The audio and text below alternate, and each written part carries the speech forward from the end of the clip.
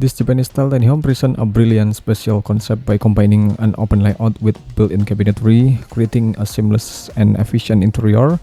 The integration of open space with hidden storage solution reflects the minimalist philosophy of Japanese design, where simplicity meets functionality.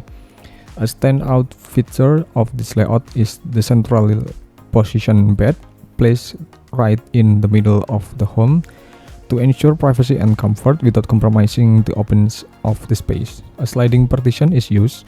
This smart features allows the area to feel enclosed when needed, while still maintaining the flow and visual spaciousness that crucial in compact home.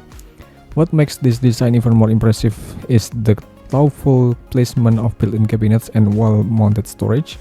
These are strategically installed in unused corners and along walls to avoid clutter, making the home feel organized and expansive.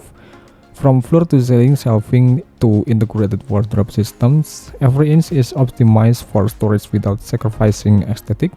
These layouts not only maximize functionality but also elevates the user experience, making the space feel adaptable, airy, and livable. It's a perfect example of how smart design can turn a small footprint into a comfortable, flexible, and inspiring home.